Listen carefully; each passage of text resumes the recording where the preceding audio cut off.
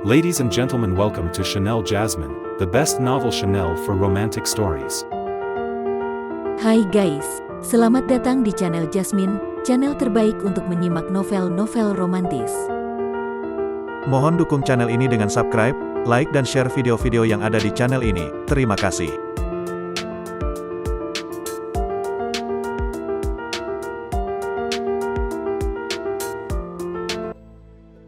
Kaisar Agung Seni Bela Diri bab 658. Orang tua debu jiwa, bintang waktu telah muncul. Selama beberapa waktu terakhir, para leluhur di dua galaksi utama, galaksi Sentian dan Kunlun, telah mencoba memprediksi waktu kemunculan bintang waktu berkali-kali. Mereka hanya bisa memprediksi waktu secara kasar tanpa mengetahui dengan pasti kapan tepatnya bintang itu akan muncul. Oleh karena itu, banyak ahli dari berbagai kekuatan besar di kedua galaksi datang lebih awal ke kota Naga Biru, dan akhirnya, setelah berbulan-bulan, bintang waktu muncul. Berita itu menyebar dengan cepat, membuat seluruh kota Naga Biru bergemuruh. Banyak orang segera memberitahu teman-teman mereka, dan para ahli yang sedang berlatih dalam pengasingan juga bergegas keluar dengan wajah bersemangat. Banyak yang telah menunggu hari ini dengan penuh harapan, karena mereka tahu bahwa bintang waktu menyimpan rahasia besar, harta tak terhitung, dan peluang yang tidak ternilai. Selama waktu ini, Luo Xiu terus berlatih di tempat latihan, merenungkan misteri penanaman simbol formasi pada tubuh. Ia mencoba berkali-kali hingga akhirnya menyimpulkan bahwa untuk menanamkan formasi dalam tubuh, diperlukan kekuatan eksternal untuk membantu prosesnya. Misalnya, simbol-simbol formasi dapat dibentuk terlebih dahulu, lalu dengan kekuatan eksternal dipaksa untuk menyatu dengan tubuh fisik. Dengan cara ini, tubuh fisik akan menerima kekuatan tambahan dari formasi, membuatnya lebih kuat. Mungkin kitab formasi lengkap akan memiliki cara yang lebih baik, tetapi dengan kitab formasi yang tidak lengkap di tangannya, Luo Xiu harus mengandalkan pemahaman dan eksperimennya sendiri. Melalui penelitian ini, ia tanpa disadari telah meningkatkan kemampuannya hingga mencapai tingkat 9 dalam formasi ilahi, menjadikannya seorang ahli formasi ilahi tingkat 9. Ahli formasi ilahi tingkat 9 sangat langka dan sangat dihargai oleh kekuatan-kekuatan besar. Jika Luo Xiu bisa melampaui tingkat ini dan menjadi seorang master formasi ilahi, statusnya akan melonjak. Sejauh yang ia tahu, di dua galaksi Sentian dan Kunlun, jumlah master formasi ilahi tidak melebihi 3 orang. Luo Xiu kemudian mencoba mengintegrasikan puluhan simbol formasi ke dalam tubuhnya menggunakan kekuatan eksternal, berhasil menggabungkan hingga 33 simbol pembunuh ke dalam tubuhnya. Hal ini meningkatkan daya serangan tubuh fisiknya ke tingkat yang luar biasa, mencapai batas tertentu di mana tubuhnya tidak bisa menampung lebih banyak simbol pembunuh. Batas ini biasanya terjadi di tingkat yang lebih tinggi, dan untuk Luo Xiu, tubuh fisiknya saat ini hampir setara dengan senjata ilahi tingkat tertinggi dan bahkan mendekati kekuatan senjata ilahi tingkat kaisar. Bahkan jika ia harus menghadapi serangan dari senjata ilahi tingkat kaisar, Luo Xiu merasa yakin tubuhnya dapat menahan beberapa serangan tanpa mengalami cedera parah. Ini akan menjadi fondasi yang memberinya kepercayaan diri untuk menghadapi ahli di tingkat Kaisar Dewa. Menurut Luo Xiu, menanamkan formasi dalam tubuh hanya memiliki 3 fungsi utama, serangan, pertahanan, dan kecepatan. Prinsip yang sama berlaku ketika menempa senjata dan harta lainnya. Bahan yang berharga dipakai untuk menciptakan senjata atau artefak dengan daya serang, pertahanan, atau kecepatan yang superior. Variasi dalam kemampuan lebih lanjut akan dipengaruhi oleh teknik bela diri, bukan oleh formasi itu sendiri. Setelah menerapkan simbol pembunuh, Luo Xiu melanjutkan dengan menanamkan simbol pertahanan dan kecepatan dalam tubuhnya. Ketiga jenis simbol ini meliputi 99 simbol formasi secara keseluruhan, memberikan Luo Xiu kekuatan fisik yang belum pernah ada sebelumnya.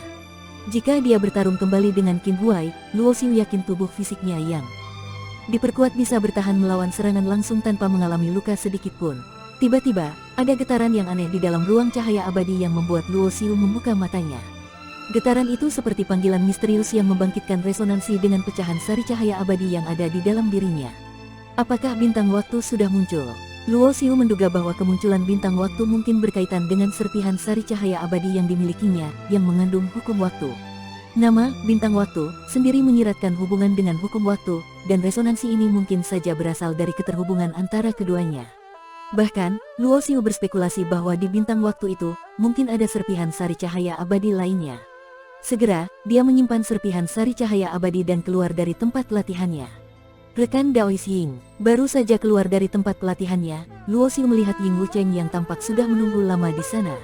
Rekan Daois Ye, akhirnya kau keluar. Bintang waktu telah muncul. Ying Wucheng dengan senang mengumumkan begitu melihat Luo Xiu. Ayo, ikut denganku. Leluhur Dewa Kaisar ingin bertemu denganmu. Undangan ini tidak mengejutkan Luo Xiu, dia tahu bahwa kekuatan yang ditunjukkannya sudah cukup untuk menarik perhatian para tokoh besar. Jika dulu dia akan menghindari pertemuan langsung dengan seorang dewa kaisar, kini dengan kekuatan barunya, Luo Xiu merasa yakin dia bisa menyembunyikan rahasia-rahasianya di depan mereka. Di bawah bimbingan Ying Wucheng, Luo Xiu menemui leluhur itu. Leluhur itu adalah seorang pria tua, namun tanpa melakukan apapun, dia memancarkan tekanan mengerikan dari seorang ahli di tingkat kaisar. Dia adalah salah satu dari 3 leluhur di Balai Lelang Kunlun, seorang yang dikenal sebagai orang tua debu jiwa. Salam hormat untuk senior, ujar Luo Xiu dengan membungkukkan badan. Hehe, tidak perlu terlalu formal. Kau sungguh luar biasa, dengan kemampuanmu yang menguasai hukum ruang hingga mencapai tingkat raja di ranah yang sama. Hebat, hebat, orang tua debu jiwa berkata sambil mengusap jenggotnya, terlihat ramah. Namun, Luo Xiu merasakan seberkas pengintipan samar dari orang tua itu, seakan mencoba menyelidiki sesuatu dalam tubuhnya.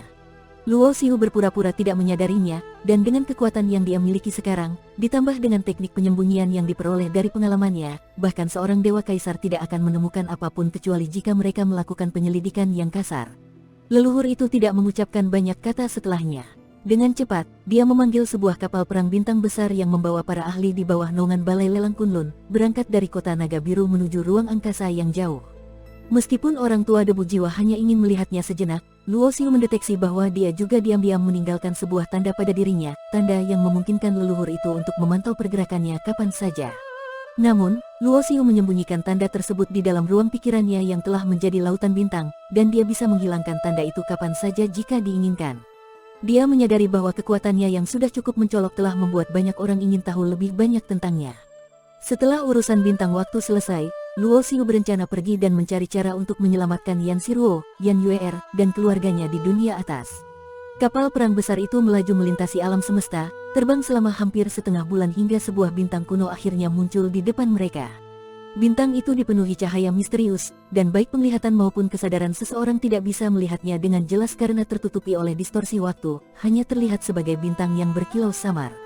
Saat Luo Xiu menatap bintang waktu ini, dia merasakan getaran dari serpihan sari cahaya abadi di pikirannya, bahkan bintang hukum waktu yang berada di dantiannya turut beresonansi. Saat mereka semakin mendekat, Luo Xiu bisa melihat simbol-simbol misterius yang berkilauan di permukaan bintang waktu.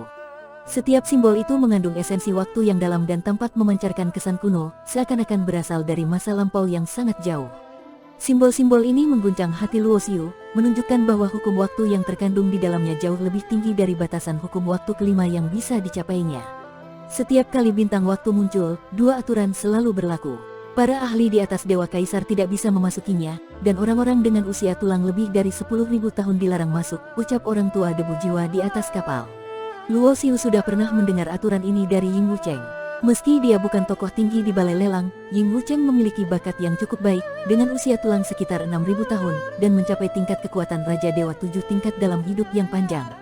Kali ini, Balai Lelang Kunlun membawa lebih dari 300 Raja Dewa di bawah usia 10.000 tahun, membuat Luo Xiu tercengang. Hanya dari satu kekuatan Dewa Kaisar saja sudah membawa begitu banyak Raja Dewa, dan jika digabungkan dari kedua galaksi, jumlahnya pasti luar biasa. Hal ini membuat Luo Xiu semakin memahami mengapa Raja Dewa dianggap sebagai arus utama di dunia dewa. Dalam lingkungan yang mendukung semacam itu, mencapai tingkat Raja Dewa tidak terlalu sulit. Dengan akumulasi waktu yang panjang, jumlah Raja Dewa sungguh besar. Orang tua debu jiwa melanjutkan, setelah kalian memasuki bintang waktu, ingatlah untuk saling menjaga satu sama lain dan berusaha mendapatkan keuntungan terbesar untuk balai lelang kita.